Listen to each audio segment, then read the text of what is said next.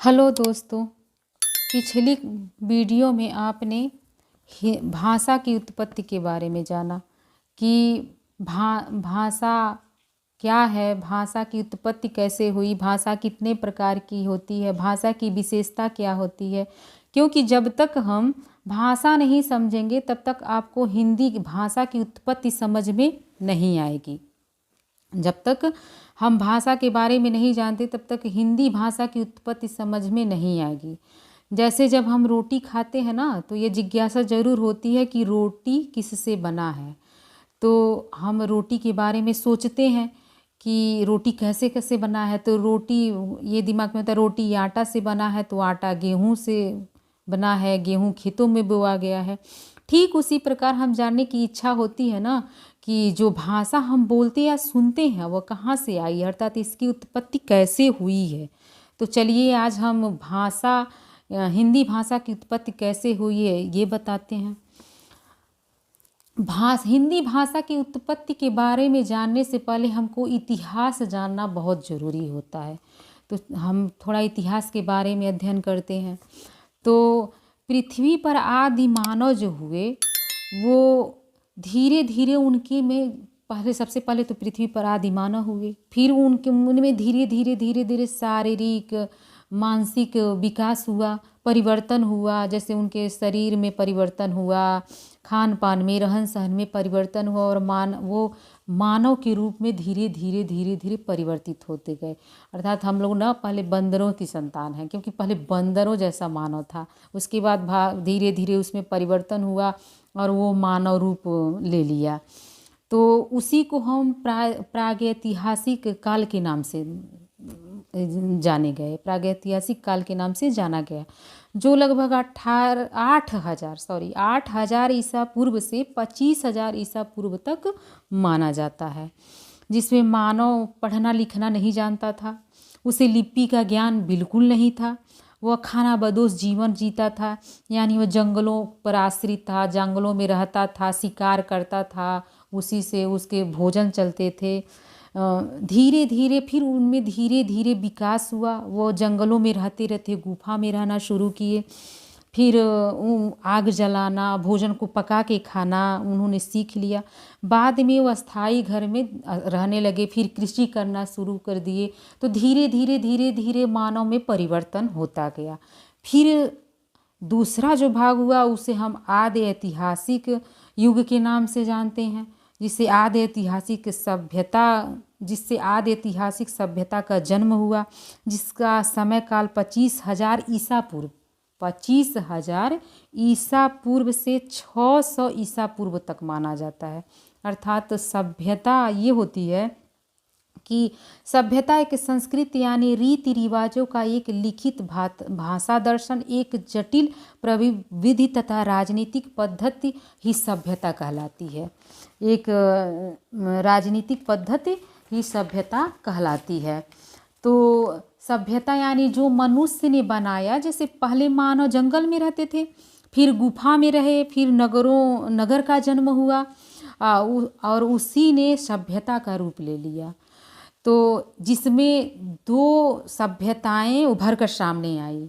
जब नगरों का वो हुआ तो उसमें दो सभ्यताएं उभर कर सामने आई, जिसमें पहला सभ्यता जो है वो सिंधु सभ्यता को कहा जाता है, और दूसरा जो भाग था वो वैदिक सभ्यता थी।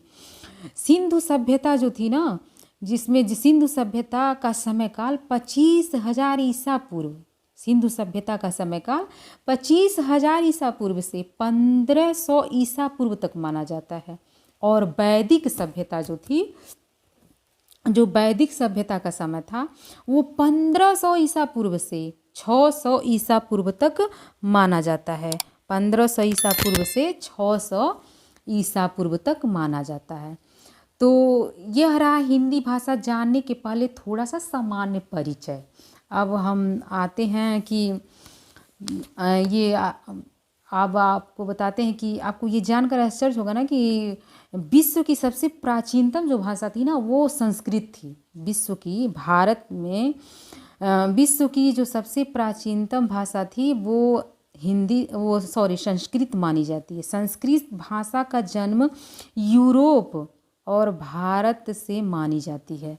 संस्कृत भाषा का जो जन्म था वो यूरोप भारत, अर्थात यूरोप भारत को मध्य एशिया कहा गया। यूरोप भारत को मध्य एशिया कहा गया, जिसमें लोग निवास करते थे। जिसमें जो लोग निवास करते थे उन्हें आर्य कहा गया। जो मध्य एशिया था उसमें जो लोग निवास करते थे उनको आर्य कहा गया, अर्थात आर्य मध्य एशिया के निवासी थे। आर्य जो थे वो मध्य एशिया के निवासी थे। इन आर्य लोगों में कुछ यूरोप में रह गए और कुछ ईरान होते हुए, जो कुछ लोग थे वो ईरान होते हुए भारत पहुंच गए। भारत में जो भारत और यूरोप है वो भारोपीय परिवार कहा जाता है। इसीलिए भारत और यूरोप को भारोपीय परिवार कहा जाता है। यानी जो हमारी हिंदी है ना वो भारोपीय परिवार की भाषा है, इसलिए हिंदी को भारोपीय परिवार की भाषा कहते हैं, जिसे प्रथम भारतीय यूरोप शाखा भी कहा जाता है। जिसको प्रथम भारतीय यूरोप शाखा भी कहा जाता है। क्योंकि भारत में यूरोपी जो है ना वो ईरान होते हुए आए थे, तो भारत में यह भाषा ईरान होते हुए आई थी, इसलिए इसकी दूसरी शाखा भारतीय ईरानी शाखा बोली जाती है। जिसकी दूसरी शाखा भारतीय ईरानी बोली जाती है। अब हम आते हैं भारत के संदर्भ में। अब तक तो मैंने इतिहास आपको बताया, हिंदी का इतिहास बताया। अब आते हैं भारत के संदर्भ में कि भारत में जो यानी आर्य भारत में सिंधु की तरफ से आए थे, यानी ईरानी लोग आर्य भारत में सिंधु नदी यानी उत्तर पश्चिम के सिंह द्वार से भारत आए थे। भारत में आने वाले विदेशियों यानी ईरानी जो थे वो जिस देश के दर्शन किए वो सिंधु देश कहा गया। वो सिंधु देश था, अर्थात अपना भारत। क्योंकि ईरानी सौ वर्ण का प्रयोग ह में और ध का प्रयोग द में करते थे, इसीलिए उन्होंने सिंधु को हिंदू कहकर पुकारा। जब सिंध के द्वार पे आए तो इसीलिए सिंध के द्वार पे आए तो जो सिंधु कहा जाता था उसको ये हिंदू कहे, तो इसीलिए हिंदी की यह व्युत्पत्ति मानी जाती है। हिंदी की अर्थात सिंधु से हिंदू, हिंदू से हिंद धन ई बराबर हिंदी। तो इसलिए हिंदी शब्द का प्रयोग सर्वप्रथम ईरानी निवासियों ने किया था। हिंदी शब्द का जन्म सिंधु शब्द से हुआ था। हिंदी शब्द का मूलतः फारसी भाषा का है। हिंदी शब्द मूलतः फारसी भाषा का है। तो आते हैं अब हम आर्यों की भाषा को तीन भागों में बांटा गया। चूँकि आर्य भारत में सिंधु के रास्ते 1500 ईसा पूर्व में भारत आए थे, तो आर्यों की भाषा को 3 भागों में बांटा गया। पहला जो था वो प्राचीन भारतीय आर्य भाषा थी, दूसरी जो थी मध्यकालीन आर्य भाषा थी, तीसरी जो थी वो आधुनिक भारतीय आर्य भाषा थी। तो प्राचीन आर्य भाषा जो थी, देख लीजिए, प्राचीन आर्य भाषा का जन्म 1500 ईसा पूर्व से 500 ईसा पूर्व तक माना जाता है। 1500 ईसा पूर्व से 500 ईसा पूर्व तक माना जाता है। 1500 ईसा पूर्व से 500। प्राचीन आर्य भाषा को 2 भागों में बांटा गया। पहला है वैदिक संस्कृति, दूसरी है लौकिक संस्कृति। पहली है जो वो वैदिक संस्कृति है, दूसरी है जो लौकिक संस्कृति है। वैदिक संस्कृति में 4 वेदों की रचना हुई। वैदिक संस्कृति जो है वो 1500 ईस्वी से 1000 ईस्वी तक मानी जाती है। ये वैदिक संस्कृति जो है वो 1500 ईस्वी से 1000 ईस्वी तक वैदिक संस्कृत 1500 ईसा पूर्व से 1000 ईसा पूर्व तक मानी जाती है। महर्षि यास्क और पाणिनि ने महर्षि यास्क और पाणिनि ने वैदिक संस्कृति को नाम दिया था छांदस, अर्थात वैदिक संस्कृत को छांदस भी कहा जाता है। अब आते हैं वैदिक संस्कृत को वैदिक संस्कृति में 4 वेदों की रचना की गई। प्रथम वेद ऋग्वेद, द्वितीय वेद यजुर्वेद, तीसरा वेद सामवेद और चौथा वेद अथर्ववेद। अब थोड़ा ऋग्वेद के बारे में जान लेती हूँ, आप लोग जान लीजिए ऋग्वेद के बारे में कि ऋग्वेद को मानव उत्पत्ति का प्रथम ग्रंथ माना जाता है। ये जो ऋग्वेद है इसको मानव उत्पत्ति का प्रथम ग्रंथ माना जाता है। ऋग्वेद की रचना 1500 ईसा पूर्व में हुई थी। ऋग्वेद की रचना 1500 ईसा पूर्व में हुई थी। जब भारत में ऋग्वेद लिखा जा रहा था उसी समय ईरान में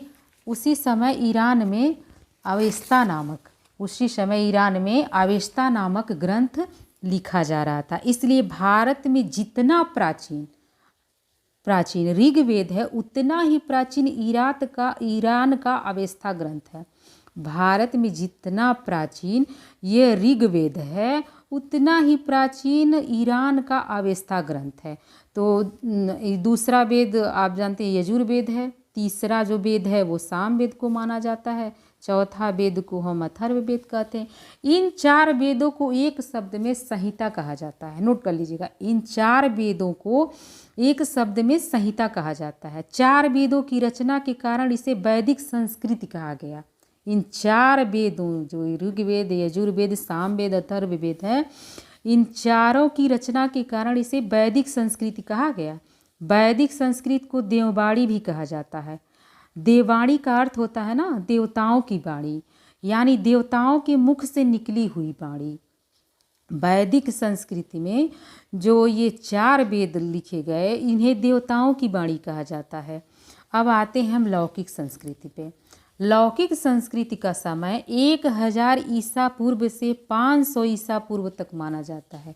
ये जो लौकिक संस्कृति है इसका समय काल 1000 ईसा पूर्व से 500 ईसा पूर्व तक माना जाता है। जो लौकिक संस्कृति है, लौकिक भाषा को विद्वानों की भाषा कहा जाता है। देखिए, वैदिक संस्कृति को देवताओं की भाषा कहा जाता है और लौकिक संस्कृति को विद्वानों की भाषा कहा जाता है, क्योंकि इसमें जो शिक्षित थे ना वो संस्कृत में बोलते थे। जो विद्वान थे, वो जो शिक्षित थे वो संस्कृत में बोलते थे। लौकिक संस्कृत को ब्राह्मण संस्कृत भी कहा जाता है। नोट करिएगा, लौकिक संस्कृत को ब्राह्मण संस्कृत भी कहा जाता है। लौकिक संस्कृत को उत्तर संस्कृत भी कहा जाता है। लौकिक संस्कृति जो है उसको उत्तर संस्कृत भी कहा जाता है। लौकिक संस्कृत में लिखा जाने वाला ग्रंथ अब ये निम्नलिखित है, इसको देख लीजिए। पहला ग्रंथ है रामायण। लौकिक संस्कृति में रामायण लिखा गया, महाभारत लिखा गया है। महाभारत को जय संहिता भी कहा जाता है। जैसे वेद को संहिता कहा जाता है, ठीक उसी प्रकार महाभारत को जय संहिता कहा जाता है। और ये उपनिषदों की संख्या 108 होती है। आर्यक लिखा गया। वेदांगों की संख्या 6 होती है।